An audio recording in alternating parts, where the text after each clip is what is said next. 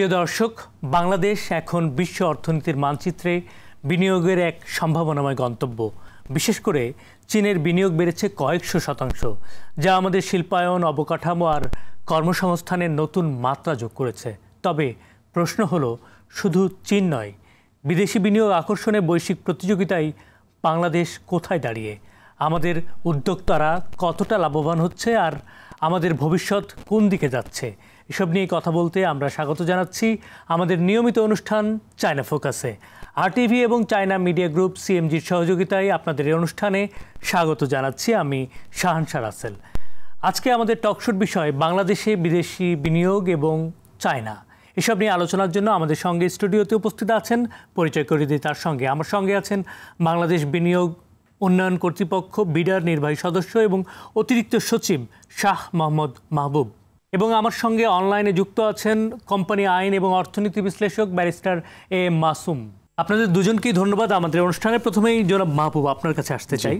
চলতি বছর বাংলাদেশে বেশ কিছু বিনিয়োগ এসেছে, বিশেষ করে চীনা বিনিয়োগ। আমরা জেনেছি প্রায় 300%-রও বেশি চীনা ইনভেস্টর বাংলাদেশে আসছে বা আসার প্রক্রিয়ায় আছে। কোন কোন খাতে এই জাতীয় বিনিয়োগগুলো হয়েছে এবং আপনি বিষয়টাকে কিভাবে দেখছেন? পার্টিকুলারলি যদি চায়নার বিষয়টা বলি, আপনি যদি আমাদের FDI স্টক দেখেন, FDI স্টক মানে হচ্ছে এ পর্যন্ত ঐতিহাসিকভাবে আমরা যে FDI পেয়েছি, সেখানে দেখবেন চীনের অবস্থান হচ্ছে 5ম নম্বরে। কিন্তু আমরা যদি চীন এবং হংকং এই দুইটা দেশকে একত্রিত করি তাহলে এটা চলে আসে আসলে 2 নম্বরে। আমরা যদি আলাদা করে শুধু গত বছরের পরিসংখ্যান দেখি, তখন দেখব চায়না একা ছিল 3 নম্বরে, কিন্তু চায়না এবং হংকং মিলে আবার 2য় নম্বরে আসে।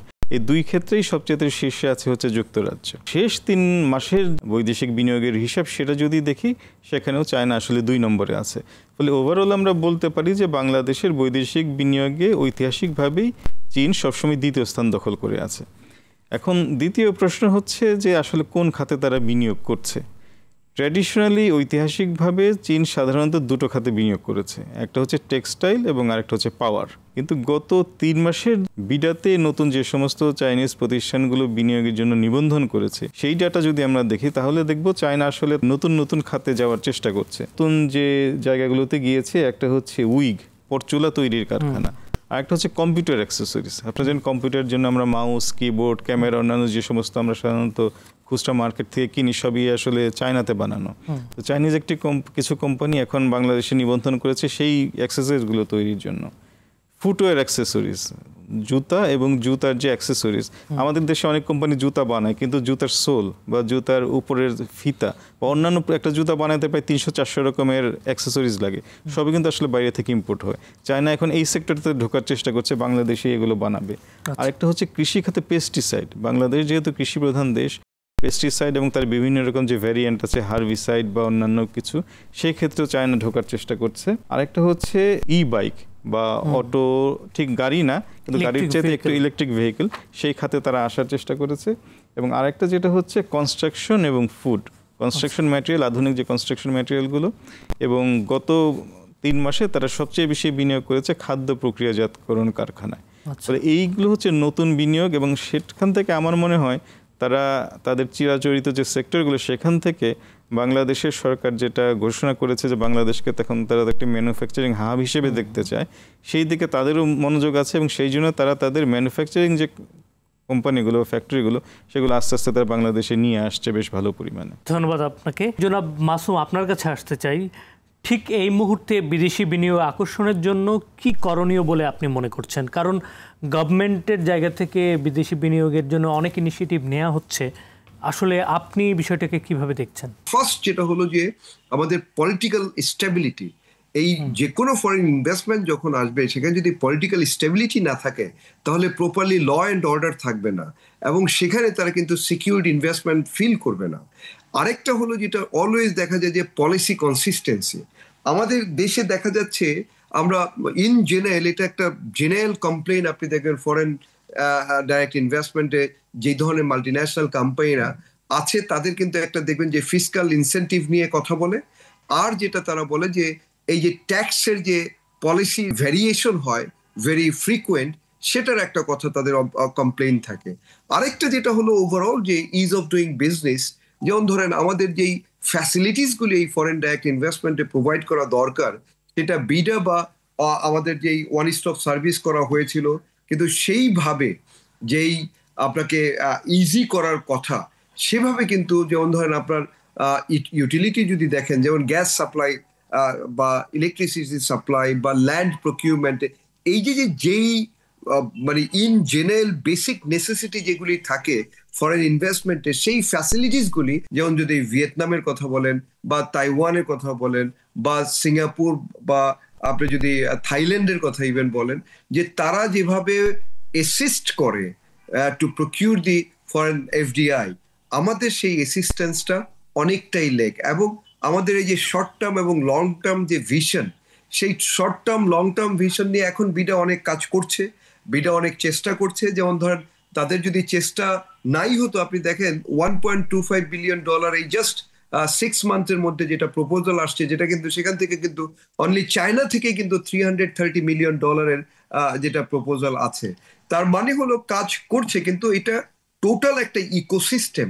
এটা শুধু বিডার পক্ষে সম্ভব না, কারণ বিডার তো ওই ধরনের যেই এক্সিকিউটিভ যে পাওয়ারটা সেটা তাদের কাছে, যেমন ব্যাংকিং সেক্টরে আপনি ব্যাংক অ্যাকাউন্ট খুলতে যাবেন, সেখানে যেই ব্যারিয়ারগুলি পার হতে হয়, বা ধরেন আপনি সিটি কর্পোরেশন বা অন্যান্য যে ইউটিলিটি সার্ভিসগুলি, সেই জায়গাটা বিটা চেষ্টা করছে, বাট আমি জানি না কতটা সফল হতে পারছে তারা ওই জায়গাটা, যেটা এনশিওর করবে ফরেন ডাইরেক্ট ইনভেস্টমেন্ট এবং যেটাকে অ্যাট্রাক্ট করবে। কারণ আপনার আগে তো লোকাল ইনভেস্টর যারা, তারা তো স্যাটিসফাই হতে হবে।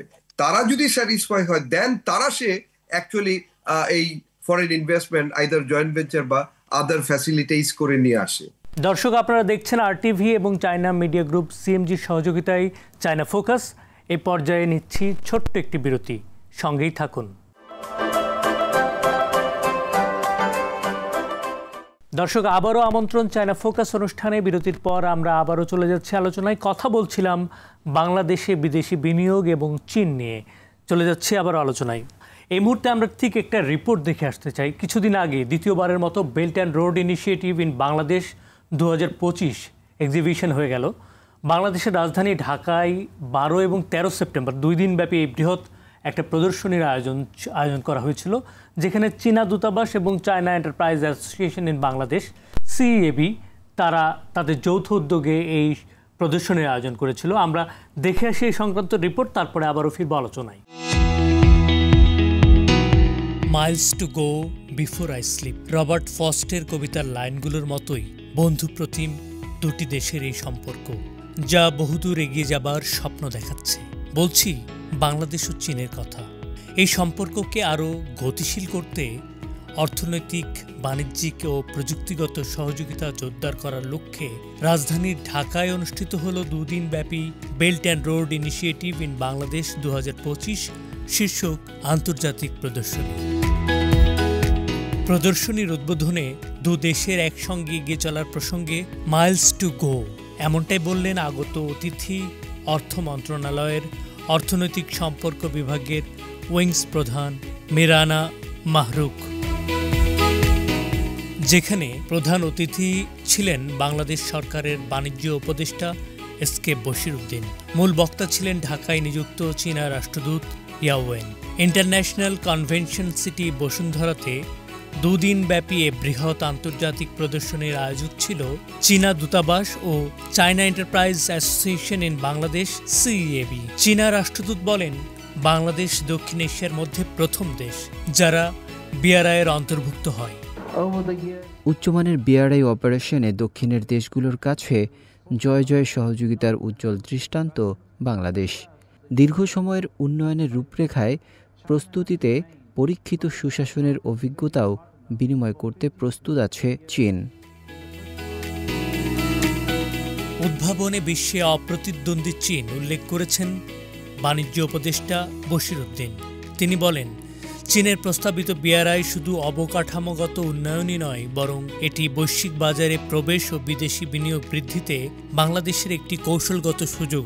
চাইনিজ বিনিয়োগ আপনারা শুনেছেন যে মাননীয় রাষ্ট্রদূতের কাছ থেকে যে চাইনিজ বিনিয়োগ প্রায় 300% গ্রোথ হয়েছে গত 6 মাসে বা এক বছরে, এবং এই গ্রোথটাকে আরও বাড়িয়ে নেওয়ার জন্য আমাদের একটা সংযোজিত হওয়া এবং উভয়ে সংযোজিত হয়ে আমাদের একটা সামগ্রিক সক্ষমতা বৃদ্ধি করার লক্ষ্যে এই মেলার আয়োজন। এই প্রদর্শনীতে বিভিন্ন খাতের দেশি বিদেশি 40টি কোম্পানি, বিনিয়োগকারী, সরকারি কর্মকর্তা এবং প্রযুক্তিবিদরা অংশগ্রহণ করছেন। এবারের প্রদর্শনীতে প্রযুক্তি, প্রকৌশল, স্বাস্থ্যসেবা, কৃষি, নবায়নযোগ্য জ্বালানি এবং শিক্ষা খাতের আন্তর্জাতিক ও দেশীয় প্রতিষ্ঠানগুলো অংশগ্রহণ করছে। আগে যে বলা হতো সাম কান্ট্রি যে ওনারা গ্রেটেস্ট, সেই থিওরিতে চায়না একটা চ্যালেঞ্জের মুখে ফেলে দিয়েছে পৃথিবীকে, তাই না? এখন চায়নার গ্রেট ওয়ালের মতো China has become one of the greatest economy. আর বাংলাদেশ একটা স্ট্রাগলিং, একটা going ahead economy. Bangladesh can survive and can make much better economy যদি আমরা চায়নার সঙ্গে ট্যালি করি। আমরা ইভেন আমেরিকা বলেন, রাশিয়া বলেন, whole world is depending on Chinese import. তো এইখানে বাংলাদেশ যদি তার ইকোনমিকে গ্রো করতে চায়, থ্রাইভ করতে চায়, তো চায়নার সঙ্গে আমাদের করেসপন্ডেন্স, আমাদের ফাইন্যান্সিয়াল করেসপন্ডেন্স বাড়াতে হবে টু দি এক্সট্রিম। আমরা চায়নার সঙ্গে যত বেশি ব্যবসা করতে পারবো তত আমাদের গ্রোথ বাড়বে। প্রদর্শনীর পাশাপাশি অনুষ্ঠিত হয়েছে seminar, business dialogue, workshop, innovation centre, যেখানে ব্যবসায়ী, বিনিয়োগকারীরা এবং নীতি নির্ধারকরা ভবিষ্যতের অর্থনৈতিক দিক নির্দেশনা নিয়ে আলোচনা করছেন। শাহানশাহ রাসেল, সিএমজি বাংলা। যে আমরা রিপোর্টটা দেখলাম, জনাব মাহবুব, ঋণের ফাঁদ বা ডেথ ট্র্যাপ বলে একটা কথা আছে, বিশেষ করে চীনা ইনভেস্টরদের ক্ষেত্রে পশ্চিমা গণমাধ্যমগুলো এই শব্দটাকে ব্যবহার করে। বাংলাদেশে চীনা বিনিয়োগের ক্ষেত্রে বিষয়টাকে আপনি কিভাবে দেখছেন? আসলেই কি তাই, নাকি অন্য কোনো দৃষ্টিভঙ্গি আছে? আমি যদি কোনো জায়গা থেকে ঋণ নিতে চাই, আমাকে দেখতে হবে যে আমি কি কাজের জন্য ঋণটা নিচ্ছি, এই ঋণ থেকে আমার আউটপুট কী আসবে, অর্থাৎ এই ঋণ ইউজ করে আমার রিটার্ন বা প্রফিটটা কী আসবে, এবং সেখান থেকে আমি এই ঋণটা আবার পরিশোধ করতে পারবো কিনা, এটা সম্পূর্ণ কিন্তু আমার বিচার বিবেচনার উপর নির্ভর করে। এখন আমি যদি সেই দিকে না যাই, আমি যদি আমার সক্ষমতাটা বিচার না করি, শুধুমাত্র ঋণ নেওয়ার জন্য ঋণ নেই এবং পরে সেজন্য কোনো ঝামেলায় পড়ি, সেটা তো আসলে আপনার কোনো যুক্তিসঙ্গত মানুষের বা যৌক্তিক কোনো মানুষের পক্ষে সম্ভব না। আমি আপনাকে ছোট একটা উদাহরণ দিই। বিষয়টা আসলে আমাদের এখানে এসেছে উপমহাদেশের শ্রীলঙ্কাতে তাদের যে হাম্বানটোটা বন্দর আছে, সেখান থেকে মূলত বিষয়টা এসেছিল। সেখানে এর আগে শ্রীলঙ্কার যে প্রধানমন্ত্রী, এটা হচ্ছে তারই এলাকায়, তিনি যখন নির্বাচনী প্রচার অভিযানে ছিলেন তখন তিনি স্থানীয় জনগণকে একটা প্রতিশ্রুতি দিয়েছিলেন যে তিনি এই স্থানীয় জনগণের জন্য অর্থনৈতিক প্রবৃদ্ধি আনবেন এবং হাম্বানটোটাকে তিনি একটি বন্দর হিসেবে প্রতিষ্ঠিত করবেন। সেই বন্দর উন্নয়নের জন্য তারা বড় অঙ্কের একটা ঋণ নিয়েছিল। সেই ঋণ পরিশোধ করতে তাদের একটু বিলম্ব হয়েছে, কিন্তু এটা কিন্তু আসলে আপনাকে ওইভাবে ফেলতে পারবেন না যে আসলে কোনো দেশ জোর করে তার উপর ঋণ চাপিয়ে দিয়েছে এবং তার উপর কোনো চাপ তৈরি করেছে। বস্তুতপক্ষে আপনি যদি শ্রীলঙ্কার ঋণের অবস্থা দেখেন, শ্রীলঙ্কার যে টোটাল ঋণ তার মাত্র 20% হচ্ছে চীন থেকে, তার 40% চীন হচ্ছে অন্যান্য দেশের বেসরকারি বিনিয়োগকারীদের যে সভরেন গভর্নমেন্ট বন্ড আছে সেখান থেকে, এবং তারা ঋণ পরিশোধে যে মূল ঝামেলাটায় পড়েছে সেটা কিন্তু আসলে ওই বন্ডের ঋণ পরিশোধ নিয়ে। এই চীনা ঋণ পরিশোধ নিয়ে তারা কিন্তু অতটা ঝামেলায় পড়েনি।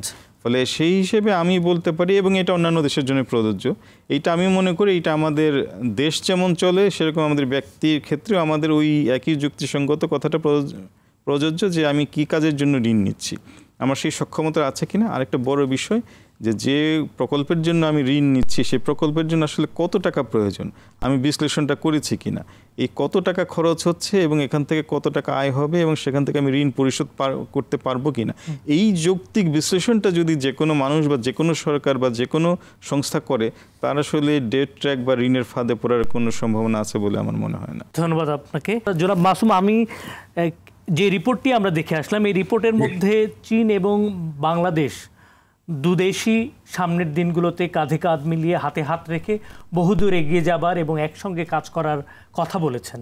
আপনি বিষয়টাকে কিভাবে দেখছেন? বাংলাদেশের ওভারঅল যে লোন টু জিডিপি রেশিও সেটা কিন্তু খুব বেশি না, প্রায় 37%, এবং এটা কিন্তু অন্যান্য দেশে অনেক বেশি হয়। এবং যদি শুধু এক্সটার্নাল ডেটটা দেখেন সেটা অনলি 14 to 15%, তাহলেও সেই অ্যামাউন্টও যে খুব বেশি আমি বলবো না।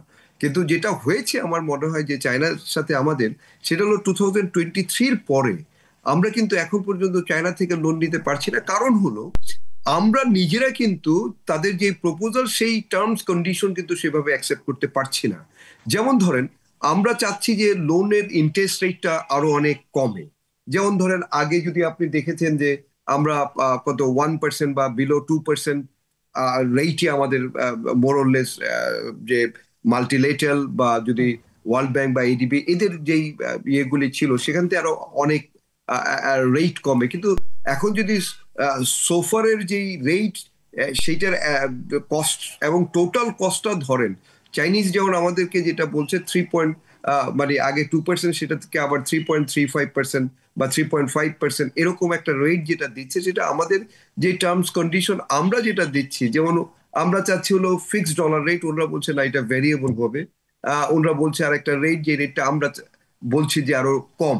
তার মানে হলো যে দেখেন এখানে কিন্তু আপনার নেগোসিয়েশনের অপরচুনিটি 100%।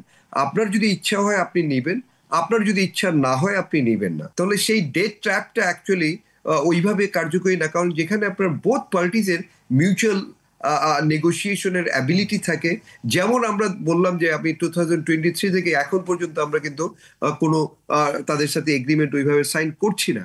যেমন আপনার 4 বিলিয়নের উপরে প্রায় 9টা প্রজেক্টে কিন্তু অলরেডি পাইপলাইনে আছে, কিন্তু তারপর কিন্তু আমাদের কিন্তু ওই নেগোসিয়েশন হচ্ছে যে রেট কি হবে বা পেমেন্টটা, যেমন ধরেন 30 ইয়ার্সের আমরা চাচ্ছি, গ্রেস পিরিয়ড চাচ্ছি 10 ইয়ার্সের। তাহলে নেগোসিয়েশনের জায়গাটা কিন্তু আমরা বলছি যে আমাদেরকে এই রেটে দিতে হবে। এখন চায়না বা অন্য কোনো দেশ কিন্তু আমাদের উপরে ওইভাবে ইম্পোজ করতে পারছে না যে আপনাকে এটা, আর ওইটা অন্য কোনো দেশ ইম্পোজও করছে না। তাহলে সেই বেসিসে যদি আমরা বলি, তাহলে সেখানে কিন্তু আমাদের এখানে কোনো ধরনের ডেট ট্র্যাপ বা ওই ধরনের কোনো ইস্যু আমরা দেখছি না। বাট ওভারঅল যেটা চাইনিজ এবং বাংলাদেশের রিলেশনশিপটা অলওয়েজই অনেক ভালো, এবং আমরা দেখছি যে এখানে কিন্তু আপনি শুধু যে কমার্শিয়াল আপনার যে রিলেশনশিপ সেটাও না, কিন্তু আমাদের সাথে কিন্তু একটা চাইনিজ কালচারাল ডেভেলপমেন্ট হচ্ছে। আপনি দেখেছেন এই রিলেশনশিপটা শুধু কমার্শিয়াল বললে হবে না, এই রিলেশনশিপটা বিয়ন্ড কমার্শিয়াল, যেটা বাংলাদেশ এবং China both parties for mutual interest, both parties wants to develop that, এবং যেটা করলে উভয় দেশের জন্যই কিন্তু বেনিফিশিয়াল হবে। সেই জন্যই চায়না এবং বাংলাদেশের একটা মিউচুয়াল রিলেশনশিপ খুব ভালোভাবে হচ্ছে আমার কাছে মনে হয়। ধন্যবাদ জনাব মাসুম। দর্শক, আপনারা দেখছেন আরটিভি এবং চায়না মিডিয়া গ্রুপ সিএমজির সহযোগিতায় চায়না ফোকাস। এই পর্যায়ে নিচ্ছি ছোট্ট একটি বিরতি, সঙ্গেই থাকুন। দর্শক, আবারও আমন্ত্রণ চায়না ফোকাস অনুষ্ঠানে। বিরতির পর আমরা আবারও চলে যাচ্ছি আলোচনায়। কথা বলছিলাম বাংলাদেশে বিদেশি বিনিয়োগ এবং চীন নিয়ে। চলে যাচ্ছি আবার আলোচনায়। জনাব মাহবুব, আপনার কাছে আমি আসতে চাই যে বিডাতে নীতি সংস্কারের জন্য কাজ করা হচ্ছে এবং বিদেশি বিনিয়োগ আকর্ষণের ক্ষেত্রে যে ধরনের জটিলতাগুলো ছিল পূর্বে, সেইটাকে সহজীকরণ করতে তারা কাজ করছে। বর্তমানে বিডার আসলে এই জাতীয় কর্মপরিকল্পনাগুলো কি এবং ভবিষ্যতে তারা আরও কি ধরনের কর্মপরিকল্পনা নিতে যাচ্ছে? বিডার মূল দায়িত্বের মধ্যে একটা হচ্ছে বাংলাদেশের জন্য বিনিয়োগ ফ্যাসিলিটেট করা, প্রমোট করা এবং বাংলাদেশকে একটি অন্যান্য দেশের চাইতে একটি স্বস্তিদায়ক বা শ্রেয়তর বিনিয়োগ গন্তব্য হিসেবে প্রতিষ্ঠা করা, এবং সেজন্য অনেকগুলো কাজ করার আছে। এখন একজন বিদেশি বিনিয়োগকারী কোনো দেশে কেন যায়? সে কিন্তু আসলে আমার কথা শুনে বা আমার পেজ দেখে সে আসবে না। সে আসবে যে এই দেশে বিনিয়োগ পরিবেশটা কেমন, এবং বিনিয়োগ পরিবেশের জন্য যে ফ্যাক্টরগুলো, যে উপাদানগুলো আছে, সেটা আসলে বিডার একার না। এটা হচ্ছে বাংলাদেশ সরকারের বিভিন্ন সংস্থা এবং দপ্তর যারা আছে তাদের সমন্বিত একটা দায়িত্বশীলতার বিষয় এখানে আছে। এটা আসলে একটা টিম এফোর্ট এবং সমন্বয়ের বিষয়টা এখানে খুবই গুরুত্বপূর্ণ। বিডা ফ্যাসিলিটেট করতে পারে, কিন্তু মূল কাজগুলো কিন্তু আসলে অন্যান্য জড়িত সংস্থা তাদেরকেই করতে হবে।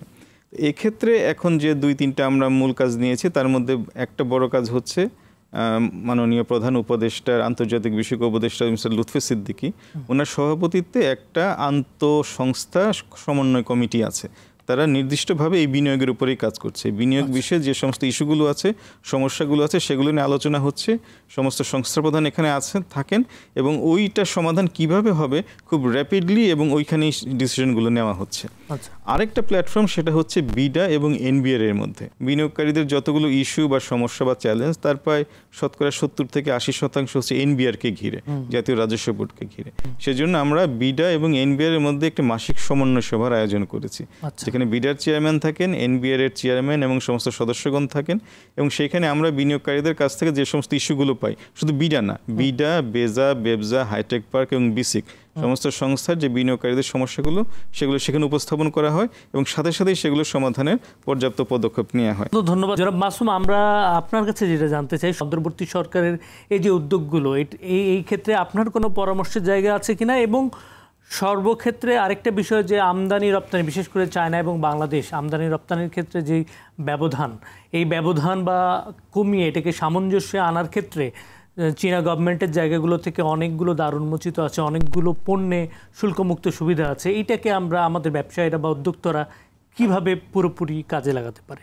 চায়না এবং বাংলাদেশের রিলেশনশিপটা আপনি দেখেন, আমাদের কিন্তু রিলেশনশিপ যেহেতু আমি বলেছি যে 1976 থেকে খুব ভেরি স্ট্রং রিলেশনশিপ, বাট আমরা যেভাবে আমাদের ইম্পোর্টটা করছি, এক্সপোর্টটা কিন্তু সেভাবে প্রায় আমরা কখনোই 1 বিলিয়ন টাচ করতে পারছি না, তার নিচে। এখন এই জায়গাটা কিভাবে, এটা শুধু বাংলাদেশকে না, এটা চায়না বোধ আমার মনে হয় যে এই স্টেটের এখানে করার আছে। যেমন ধরেন আপনি স্পেসিফিকলি যদি দেখেন যে আমাদেরকে যেই চাইনিজ গভর্নমেন্টের যে লোনগুলি আসছে বা স্পেশালি বিভিন্ন সেক্টরে দিচ্ছে, এবং সেই লোনগুলি যদি ধরেন গ্রেস পিরিয়ডটা বাড়িয়ে দিয়ে রিপেমেন্টটাকে আরো বেশি করে দিয়ে, এবং যেমন জাপানের যদি আপনি দেখেন সেটা তাদের সব মিলে 2%-এর উপরে যাচ্ছে না, তো এইভাবে যদি একটু কনসেশনটা ওখানে দেওয়া যায়। আরেকটা হলো যে আমাদের দেশে যেমন ধরেন এখন চায়নার প্রচুর বিভিন্ন ধরেন ওয়েস্ট থেকে অনেক ধরনের রেস্ট্রিকশন চলে আসছে, তাহলে সেই জায়গাটায় যদি বাংলাদেশকে তাদের যদি হাব, এটা গভর্নমেন্ট লেভেল থেকে যদি তাদের ইন্ডিভিজুয়াল ইনভেস্টরদেরকে প্রমোট করা হয়, যেহেতু বাংলাদেশ এবং চায়নার সাথে একটা খুব ভালো রিলেশনশিপ এবং একটা লং টাইম রিলেশনশিপ, তাহলে আমাদের যেমন অনেকগুলি ধরেন ইপিজেড হচ্ছে এবং আছে যেখানে এভরি ফ্যাসিলিটিস আর দেয়ার, তাহলে এটা দুইটা গভর্নমেন্টের যদি কোলাবোরেশনটা আরেকটু ফ্রেন্ডলি করা যায় এবং সেইভাবে যদি প্রমোট করা যায় ইনভেস্টরদের, এবং আমাদের যে প্রোডাক্টগুলি চাইনিজ বিভিন্ন মার্কেটে, যেটা অনেক জায়গায় আমরা দেখেছি যে আমাদের ইনসেন্টিভগুলি বা ট্যাক্সের যেই ট্যারিফ জায়গাটা অনেক মিনিমাইজ করা হয়েছে, বাট সেই জায়গাটায় যদি আমাদের এখানে যদি চাইনিজ ইনভেস্টরদের ফ্যাক্টরি থাকে, সেইটাই আবার হয়তো তারা তাদের নিজস্ব দেশে তাদের এফডি ইম্পোর্ট করতে পারে, যেটা বাংলাদেশ থেকে, অথবা তাদের নিজস্ব কোম্পানি এখানে, যেটা আমাদের জন্য ফরেন ডাইরেক্ট ইনভেস্টমেন্ট হবে, আবার তাদের জন্য হয়তো বা লোকাল মানে বাংলাদেশ থেকে ইম্পোর্ট হবে। সেইভাবে হয়তো আমরা ডিফিসিটটা কমাতে পারি, কারণ এই ডিফিসিটটা কিন্তু অনেক বেশি, যেখানে 1 বিলিয়নের অনেক নিচে, আর অন্যদিকে আমরা দেখি 16-17 বিলিয়ন ডলার চলে যাচ্ছে। তাহলে তার মানে হলো এই ডিফিসিটটা অনেক টাইমস বেশি। তাহলে সেইটাকে মিনিমাইজ করার জন্য এক হলো যে আমাদের যারা রেগুলেটরি বডি, এই রেগুলেটরি বডিকে ইনিশিয়েটিভ নিতে হবে। At the same time Chinese forum যারা আছে এবং চাইনিজ ব্যুরো যারা আছে তাদেরকে ইনিশিয়েটিভ নিতে হবে, এবং দুইটো মিলে একটা ইকোসিস্টেম ডেভেলপ করবে, যে ইকোসিস্টেমের মাধ্যমে আমাদের এই যে ব্যারিয়ারগুলি আছে সেটাকে এলিমিনেট করে আমরা যেন মোর বা এক্সপোর্ট এবং ইম্পোর্ট এখানে যেন ব্যালেন্সটা করা যায়। ধন্যবাদ জনাব মাসুম এবং ধন্যবাদ জনাব মাহবুব, আপনারা দুজনেই গুরুত্বপূর্ণ পরামর্শ দিয়েছেন। আমাদের আলোচনা এ পর্যন্তই। সুপ্রিয় দর্শক, আপনারা যেমনটি দেখছিলেন Miles to go before I slip, চীন এবং বাংলাদেশের সম্পর্ক এবং এই যাত্রা এভাবেই চলতে থাকবে অনন্তকাল, এই কামনায় শেষ করছি আজকের মতো চায়না ফোকাস। সবার জন্য শুভকামনা, চাইচিয়েন।